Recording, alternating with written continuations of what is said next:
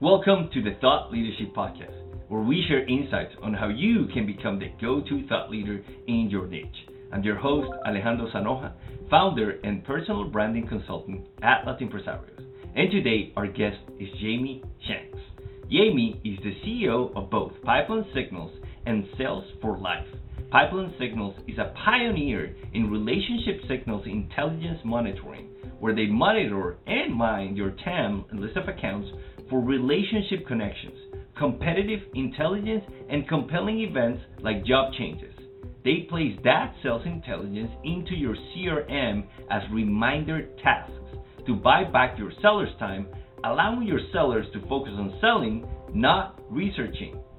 Sales for Life is the world's largest social selling training program for mid-market and enterprise companies. Sales for Life has trained over 250,000 sales and marketing professionals in dozens of industries. Jamie's workshops have been delivered across 6 continents for brands such as Microsoft, Thomson Reuters, Oracle, American Airlines, and Intel.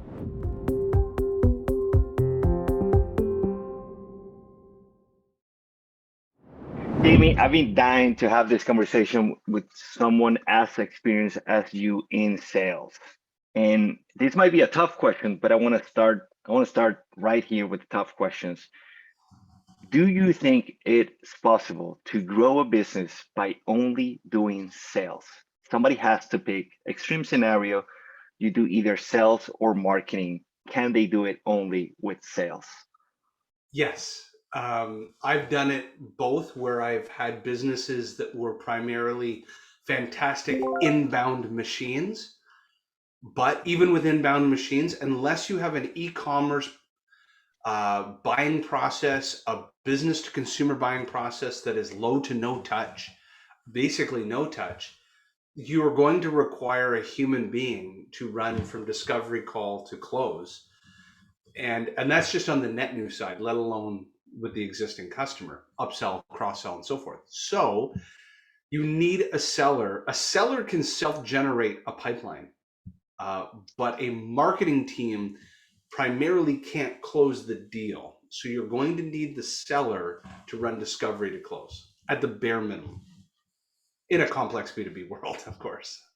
Now, so I totally agree with that.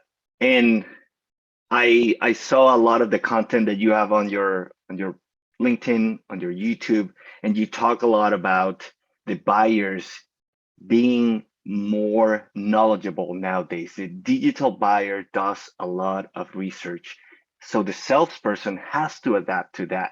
Now, we just answered that question. Yes, you can do it only with sales because you need a person to be on that call.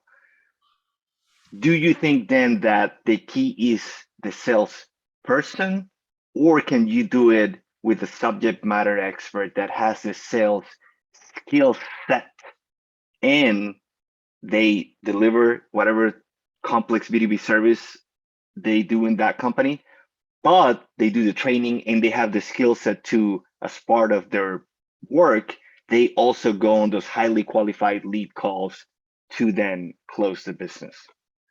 So if using your idea, if you basically had an opportunity to choose between hiring a account executive or a sales engineer, I still would hire the account executive, because in today's visual digital world, I can create a visual experience, whether it's a demo or a walkthrough or with virtual goggles.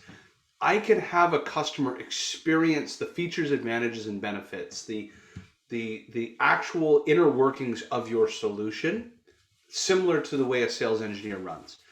That is not discounting what sales engineers do, but I can have people experience a solution. What the seller's responsibility is to do is to bring the right parties into the room so that the buying committee is all there. Mm-hmm. Number 2, fully flesh out what are your primary and secondary objectives, problems, pitfalls, challenges, and really help, because a lot of times a customer won't either know what their real problems are, or they'll outline for you what they think are their superficial problems, but In fact, it's like a cause and effect. Well, you just told me that your problem is this, but that's a symptom. The bigger problem is this, and the seller puts that together. The seller's also running follow-up and next steps, and again, wrangling of cats, bringing all the buying community together. So long and the short is, I'd rather the AE.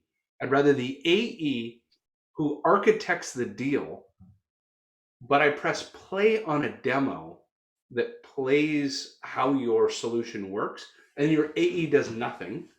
Then Mhm. the inverse, where you have a great subject matter expert who feature advantage and benefits and demos the product, but can't bookend the sales process. Yeah, yeah, that makes a lot of sense. Yeah, because you might that subject matter expert might not know exactly all those nuances of, is this the right moment? Are this the right people? And am I actually able to close a deal in this call or not? That's a Well, good point. in my world, I've been selling complex B2B my whole life, and that sales process is going to be at least two, maybe 3 to 4 calls, and that's over the course of a couple weeks to a couple months. So the act of the time that I'm in front of the customer demoing a solution is actually a very small portion of the sales process. It's all the other weeks and months that happen between demo and close. Hmm. That's the art of selling. Now, Jamie, let's say a friend comes to you. They are offering some type of B2B service, and they are either a small team or they are a solopreneur. They are bootstrapped or they have a super low budget. What would be your recommendation of a 90-day plan for them to generate some sales? They have to get cash. They have to put food on the table. They have, let's say they already have they know they have a great service. They know they're going to deliver. They're just worried about, how do I get this in front of people so I can close some sales? What would be that 90-day plan? It's the same playbook that I use to build my companies, both organically with bootstrap money. Essentially, I would use something called the sphere of influence. So I've got a sheet of paper and a pen. So what I'd recommend they do is write the logo of the last successful customer that they've won. Now, you as a startup, you at least have to have one customer. If you don't have a singular customer, then you don't even know if this can be sold. So let's assume that you have a singular customer. So in the instance of my company, Pipeline Signals, in the center of the sheet of paper, I would write down my happy, successful customer right now is Snowflake, the technology software company. From there, I would reverse engineer who works at Snowflake today that I could reverse engineer their social network for an introduction to another business, or who used to work at Snowflake and is now the head of sales or the head of marketing, but came from Snowflake. I could have a contextual conversation. I have a compelling event and a reason to reach out because they know the inner workings of Snowflake, my customer, and thus they could envision what our successful solution would look like in their business. So one customer yields you a heat map of 3, 4, 5 other companies. Then you go win account number 2. You draw a circle around it. You do the sphere of influence, and you cookie cut this. I did this at Sales for Life, and we went from 1 to 600 customers in under a 10-year period, about 8 years. Wow. Yeah, I've never thought about it that way. But that makes a lot of sense, because then you have a lot of trust with whoever you touch Yeah, on you're that. telling stories to people that are within 1 degree of separation of your initial story.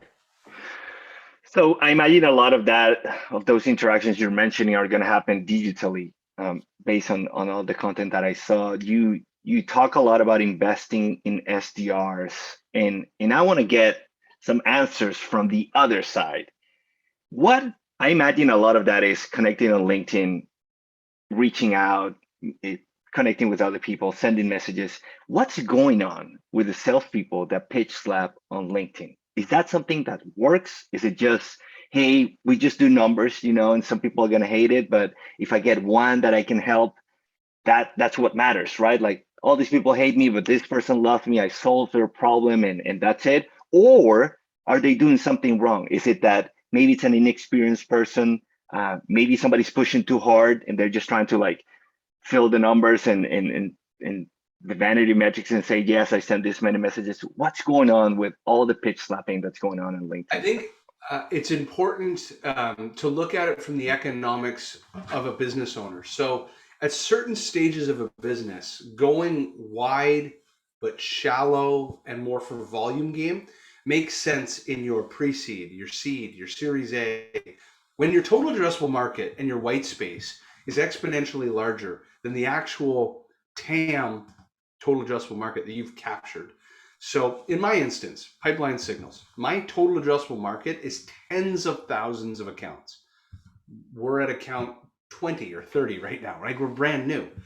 So I need to cast a wide net and I need to have a lot of conversations. I'm still in the midst of product market fit. So I need a lot of at-bats. With that, the volume game makes sense. If I have enough conversations under a certain criteria of convertibility, probability dictates that I'll get to a certain threshold. Next milestone, 100 customers, and then a couple hundred customers. Then what happens is you mature, you'll go into your series B, your C, your D. Now you're in series D, E, maybe private equity owned or trying to go IPO. These companies start to have named account strategies where sellers are responsible for a certain vertical, a certain industry, a certain group of named accounts. It's because you've started to saturate a certain market. Now a seller needs to go really deep, not as wide, on each one of every account. So I'm drinking out of a Yeti. Yeti is my assigned account. I need to know all the key stakeholders. I need to know all the players. I need a key account plan. I don't have the luxury of spraying and praying. I have to win Yeti.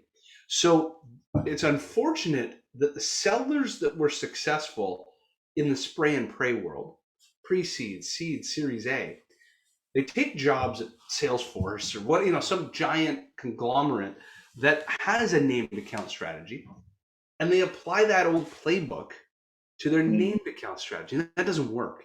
Now I need to be hyper targeted, make personal videos, whatever the sales play is. And I think that that's where the mistake lies, is the shotgun approach is a necessary evil when your TAM is thousands of accounts and you're brand new. You've got to get a name out there, but it doesn't work downstream when you're big. Yeah, that makes a lot of sense. I see. It would be interesting. Now that you mentioned it, I'm gonna look back and see the size of the companies that they're doing it to see if it matches. Because if you work at My Customer Snowflake and you were spraying and praying, like your total addressable market, your market is now in a box. Like each seller knows their box. Each seller gets 50 accounts. They have to nurture and develop real authentic relationships with each one of those 50 accounts. They can't afford to burn up those leads. Whereas if you're at a total addressable market, 10,000 accounts, you just need to find traction. Yeah. If you're small, you don't care if you burn some people, right? Like your market is so big compared to you that you're just always going to find people. But then if you have a big brand, you got to protect it, and you don't want to be the pitch slapper at Salesforce, because then everybody's going to know. And yeah, that makes a lot of sense. Now, I saw this word a lot, and it was interesting the way you talked about it, because you had other variables to identify what is it that qualifies a sales opportunity. So could you please share a little bit more about how do you define relationship signals? I like that word, the relationship. How do you define relationship signals, and how can we identify them? Yep. Easiest way to think about it. A relationship signal is a type of sales intelligence that is a partner to an existing form of sales intelligence that every one of your listeners will get. So right now, most of your listeners have heard of something called buying intent. Buying intent is a form of sales intelligence that is telling you who's Googled the right keyword, who's downloaded an ebook off of your website, who's filled in a contact us form. So what they're doing is somebody in an account has raised their hand and said, I want to know more. Since that's a form of sales intelligence that you give to your sellers to say, hey, there's a person over at Yeti that's really interested in a conversation. There's another part to sales intelligence, and that's called relationships. Human beings are the ones that make decisions in business. Like Yeti the company doesn't wake up every day and say, I need to formulate new colors for my Yetis. It's not the company that thinks of that. It's the people that work within that company that set priorities and initiatives. So human capital and the change in human capital is where you can get leading indicators to where priorities are evolving in a business. So relationship signals come in three flavors. They are interconnected to your existing customer base. That's called an asymmetrical competitive advantage, meaning you have a better chance at opening a door because your past customer works there. Number two, you have a competitor relationship. That's an asymmetrical competitive advantage for your competitor because a past employee that used to work there or did business with your competitor. And then the third is a non-relation, like it's not an existing relationship, but it's a pending relationship. But there are things that are happening to the humans. Humans are going into businesses, up and being promoted, or leaving.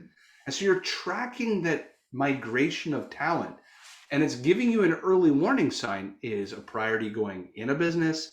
Did one just get accelerated? Did one just walk out the door? And you can track and monitor all of this intelligence to help you determine, is change potentially going to happen at that business? Yeah, that's really good. I've never thought about it that way because, of course, the person going up, then they have more decision power, and you would likely want to contact them rather than somebody else. Now, if let's say that you were, well, I think this question you answered it with what you said about the 90-day plan, right? Like go and look at the people who are in a current customer and then build relationship with them. Now, this is also a controversial topic. Some people say yes, talk about it, put it everywhere. Some people say no, wait for the call. I want to get your thoughts on pricing. They say, well, if it's a service, if it's B2B, if it's complicated, the pricing, it depends, and you just want to wait to talk about it. What are your thoughts on, should you have your pricing on your website and just have it there for everybody to see it, or should you not and just keep it a secret and wait and only share it with someone on a call? Now, unless you sold, so both my companies, I'll caveat by saying both my companies are in what I would call a blue ocean, and meaning that I do not have an army of competitors, and that I would prefer an informed buyer who has either pre-qualified themselves or done some due diligence up front so that we're not wasting each other's time. So that's the vast majority of companies. They might not be in a blue ocean, they might be in a red ocean, but they need to understand caveat venditor, which is Latin for let this seller beware, that the buyer is arming themselves with information to make informed decisions a lot faster than you think. When a buyer comes on a call, they want to solve problems, and they don't want to find out in minute 38 of that call that in fact your pricing model does not fit their needs. So you want that to be a pre-qualifier. And it's in the world, in this digital world, I think the lines are blurring really quickly between business to consumer and business to business. So in both my companies, Sales for Life and Pipeline Signals, there is a pricing page right on the homepage. You click pricing, it's all transparent. And it's very simple to understand. At Sales for Life, that average deal is $100,000. Its pricing page is on the website. With Pipeline Signals, that average deal is 24 to 36,000 USD annually. It's right on the website. It's a month-to-month subscription, but we're very transparent so that people, it could be either a qualifier, but as well, it's a bit of an opportunity, a competitive advantage when people realize you're giving this value for this little amount of money or perceived little amount of money. That's a good thing. So I'm a huge believer in, and what we're trying to do at Pipeline Signals, zero PowerPoint. We are continuously evolving the website, and it's still in version 1, but a year or two from now, every FAQ, every question, everything, our onboarding, everything is on the website. We don't send external PowerPoints. We demo from the website. We onboard from the website, everything. Yeah, I love that. I'm a big believer in that as well. I follow the they ask you answer market sharing approach, and that's what we do here at our company. Now, let's go back to that example of that person who started their business, and then suddenly they're getting leads, right? Like somehow now word of mouth is happening, and they are gonna only focus on servicing clients, and they're gonna trust that the pipeline is gonna keep growing. Let's say, what if you had that SME, that person that is running their small business, maybe they're a solopreneur, and they want to learn a little bit more about sales. What are some benchmarks? Like in our examples, we know our numbers. I know of how many visitors, from visitors to repeat visitors on our website, from repeat visitors to getting curious about the pricing page and the services page. Then from there, I know the numbers from how many visit the call application, how many apply, and then don't book it, and then how many. I know that we close about 25% of the calls. The people who go through that process, every 4, we close 1. Now, I'm not a sales expert, but if I wanted to understand, okay, am I doing a good job? Could I close more or not? Do I need to do something different in that call? Ask different questions, close in a different way? What would be some of your recommendations to somebody who is not a sales professional, but they want to up their sales game? Are there any courses, any books, anything in particular that you would recommend that person to do? Well, actually, let's tackle something that you were just talking about. So you were talking about all kinds of conversion metrics, and if I ran revenue operations for your business, that's incredible that you know all that information. Unfortunately, myself as a seller, I can only control what I can control. And what's important to understand is there's what's called goals and outcomes, then there's sales objectives, and then there's actions and activities. The only thing a seller can control is the decisions that they make and the actions that they take. So I can't get very concerned as a seller that our typical demo rate is 28% SQL to close, and that our sales velocity, our average deal takes 73 days to close. I can improve upon those over time, but especially if I'm a new seller, I have to focus in on only the things that I can control, decisions and actions. And when it comes to decisions, I have to make very objective decisions about account selection and account prioritization. So I'd love to use sales intelligence to help me determine, should I call account A versus B, and today, not tomorrow? And then I have to set standard goals around activity and focus in on every day achieving that activity load. So as an example, if you're a new seller and you know that a great sales rep at your team would typically have 10 conversations a day and they'll book 1 meeting, my entire focus would be ensuring that the night before I'm building a list of who I want to communicate and contact the next day. I'm doing that as early as possible in the morning, controlling my actions and activities by planning my time. I'm achieving my 10 conversations, and through probability, I will get my 1 meeting.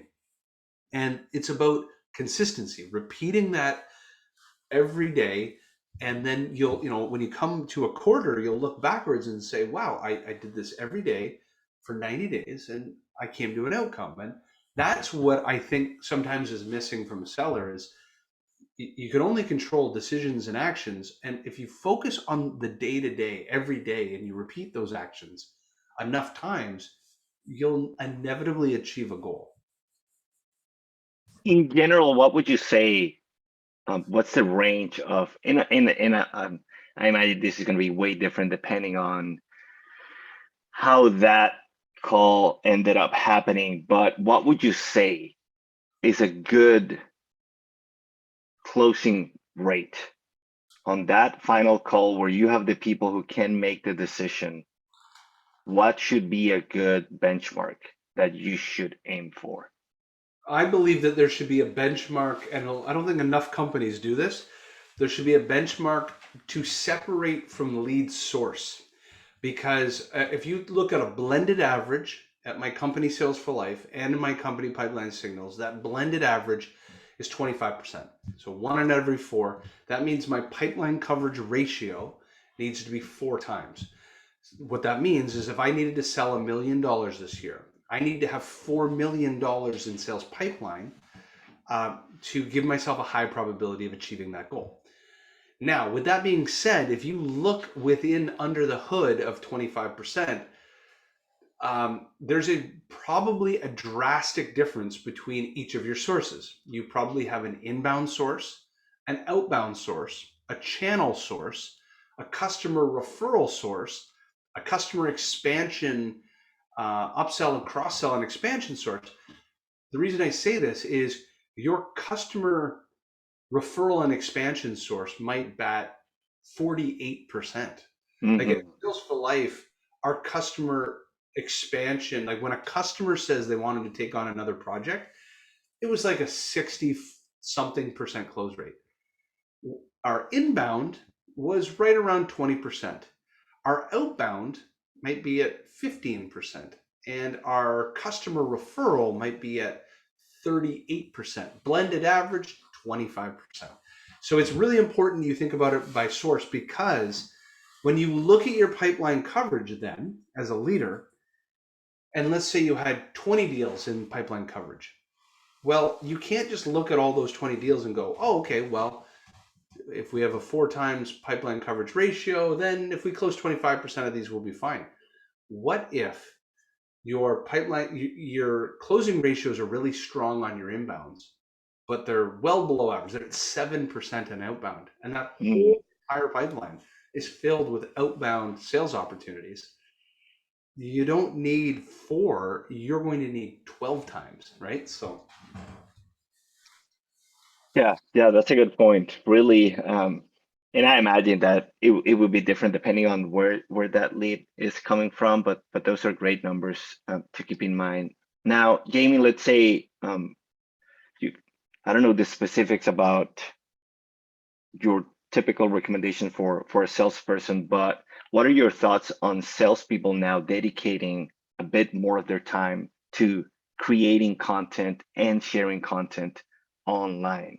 Should a salesperson just focus on having those meetings and trying to close as much as possible in doing that outbound strategy that you talked about, whether it is spray and pray at the beginning and then be specialized and focus on your accounts and connecting with as many people as possible, versus doing a bit more of inbound as well and doing the content, putting it out there, whether it's on YouTube, LinkedIn, the B2B networks or the ones that have a high likelihood of having a B2B buyer, and building that over time so that at some point you don't have to rely that much on outbound. Is that a good idea? Or do you think, hey, no, sales is sales, do outbound, let marketing worry about that? I think too few a percentage of sellers are focused in on sales as a career and looking at themselves as a form of an entrepreneur, or what is known as an intrapreneur. It's basically a business within a business. The reason I say this, you are paid for outcomes as a seller. How you generate outcomes can be wildly different between seller A and seller B. And there are many sellers that are wildly successful. I mean, you might look at them, but they might be 55 and 60 years old, and they've organically built a great set of network and set of relationships because they've cultivated those over a 30 or 40-year sales career. And so then now this new 25-year-old seller comes in and thinks, well, John, he's not even on LinkedIn. He's not social at all, crushing his numbers. What they don't realize is he's accumulated a lifetime of knowledge. The reason I bring this up, if you just want a job, the job that you have is to bring in 5 to 7 times your cost in revenue, right? And it's called your desk. If you look at your operational desk fee, you take your salary and your base salary, your commissions, your your software costs, your insurance. A company, a CFO, looks at you and then multiplies that usually by 5 or 7 times and says, you need to generate me that much amount of revenue for you to justify being here. So great. Let's assume you're doing that. That's like keeping your job. But if you want sales to be part of your life forever, if you want to eventually have a tailwind of inbound leads and people wanting to come talk to you about best practices and get recruited from company A to company B and then become an RVP of sales, then a chief revenue officer, and somebody that is asked to speak on stage and truly make massive opportunities for yourself. Now, I don't mean you need to create original content all the time, but you can be a curator of best practices and content and share that with your community. Those type of people are the ones that have massive opportunities for themselves, and because they know that they're going to be in sales their whole lives, and they're thinking about, when I'm in my 50s and 60s, who's going to hire me to be a consultant on their team or to be their chief revenue officer? Those are the people that are focused in on, are the ones typically creating or curating content. So I hope that answered your question. That I did it at first when I started sharing content because I needed to get any traction going. But I came to recognize that the more that I've done it, the more opportunity has come my way.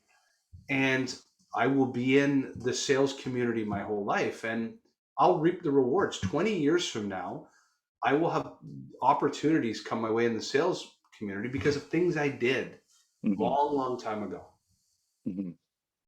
Yeah, no, that makes a lot of sense, right? Like it depends on how much you want to get out of it, because it is a big investment to put some time into that. So, and it's a long-term investment, but that makes sense. Now, Jamie, I want to go back to something similar to the first question, because I've been thinking a lot about this. Of course, we're a smaller company. We're not competing with some of the other big companies. So in our case, we rely solely on inbound. We do not reach out to anybody. We do not do any type of outbound. It's all inbound.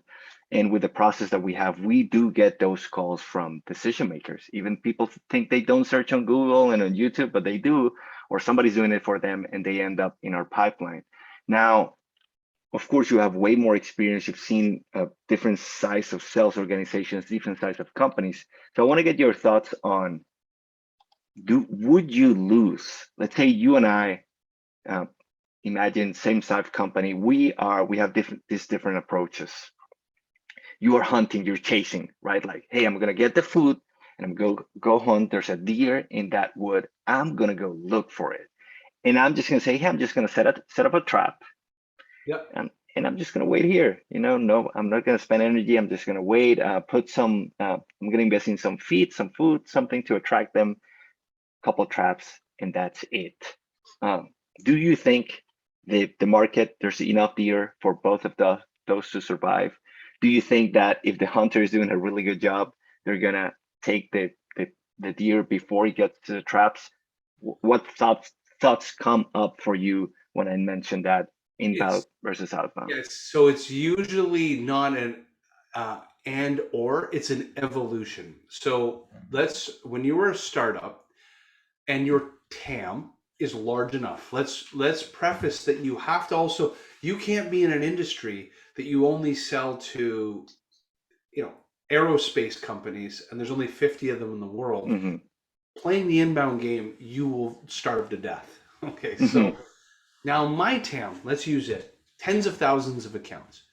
At Sales for Life, we started a 100% inbound motion, and that got traction into the millions of dollars. And that's a great thing. So what you'll start doing is trapping frogs, raccoons, squirrels, and you can live off of that meat.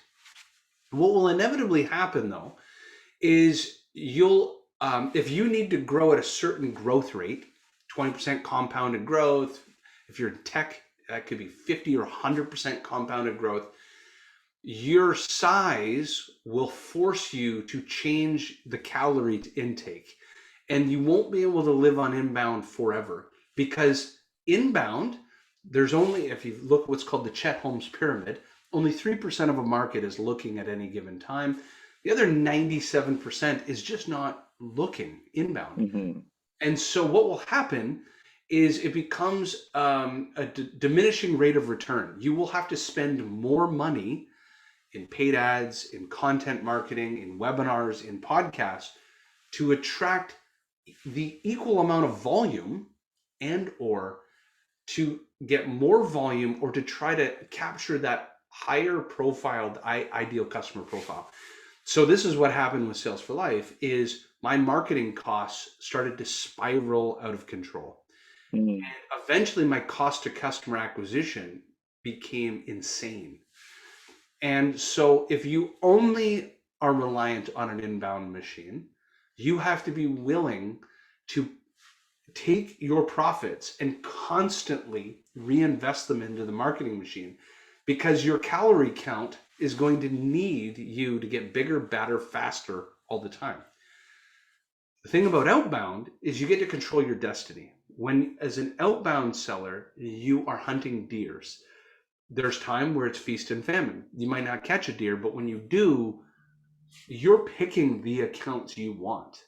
You're not Hmm. waiting for like that perfect unicorn to come in. You've chosen the right account, the right ideal customer profile, and you win it. But it's also expensive and it's not as scalable. And so typically it's an evolution. A lot of companies in their pre-seed, seed, series A will use inbound to get to $5, $10 million. And then they'll realize their calorie count requires them to focus in on certain accounts and they'll start hybriding.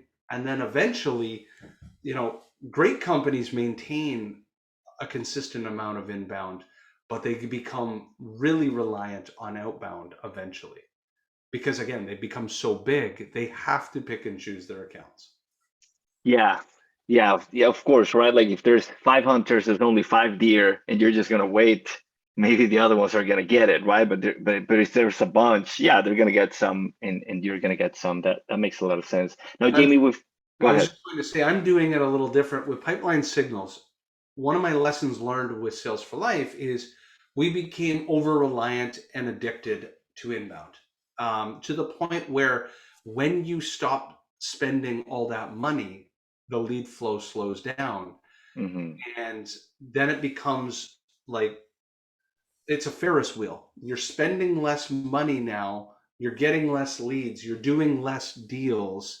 Now you have less money to put back into the Ferris wheel. And so it moves in the wrong direction. With pipeline signals, we decided to build an outbound sales motion from day one. We will control our destiny. We will be more cost conscious of building an inbound machine, and we will have both running in parallel because there will be low hanging fruit that will come inbound, but I'll also focus that I will build the internal muscles to have an outbound machine as well. Yeah. Yeah. Absolutely. That makes a lot of sense. And I like your numbers. Um, that you know exactly. Okay, you're getting to 10 million. You're probably gonna have to start making that switch, and then at some point you just keep both going. Now, Jamie, we've talked about sales signals, sales outbound training, many things, and I know you're involved in many different professional activities. But when people ask you, what do you do? What is your typical answer? My job is to help companies build sales pipeline. Easiest way to describe it. What I'm focused in on today is I have a company called Pipeline Signals that monitors any account in the world, or all our customers' accounts, looking for relationship signals. So looking for people that leave their customer base and go into a prospect, taking new roles, and all of that sales intelligence, we're delivering it into their CRM as task notifications so their sellers can pick up these leads. And we're doing it at massive scale. What that's doing is creating great sales opportunities for the sellers every week, every month. And who is that ideal person? I know you've talked about I think one of the sizes, the average is 100,000 per year, and the other one is 25,000, the other company that you have. So who is that company, that person that is going to be able to make the most out of that investment? Yeah, so Pipeline Signals starts at a $2,000 a month commitment. And the type of customer, it's industry agnostic. We have a lot of technology, telecom, professional services companies. It's really companies that have hundreds or thousands of accounts as their total addressable market. They might have 500 existing customers and 3,000 prospects. And their sales team can't possibly monitor every CXO, VP, and director that goes in, up, out of any of these accounts every day. And from a revenue operations standpoint, have that intelligence in their CRM to make informed decisions. That's what we do. So think of cybersecurity monitoring, but for sales. Mm-hmm. We're doing that for sellers. So it's any company that has a large amount of customers who say, I can't afford to miss these opportunities, but I can't actually afford to do it to monitor them on my own. Yeah. Now, we've talked a lot about sales. If there's anybody out there, Jamie, anything else you would like to share? Anybody out there that wants to up their sales game? Anything else? We'll link to the book, we'll link to the websites, but anything else, any parting messages that you would like to share with that person that's out there? Maybe they're not getting their numbers right and they think, I want to improve my sales game. Anything else you'd like to share with them? No, I would just say that I would get involved in any other communities as well, whether it's Revenue Collective, Sales Enablement Society.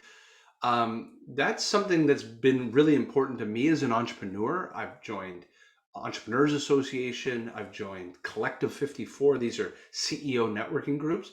I think it's really important as a seller that you get together with your peer group and learn, kind of like why you listen to these podcasts. You get to hear best practices, pitfalls, challenges, stories from the road. I would do the same sort of thing. You in essence get mentorship from afar. Well, thank you very much, Jamie. This, at least for me, has been an enlightening conversation. For anybody out there, thank you for listening, and we'll see you in the next episode.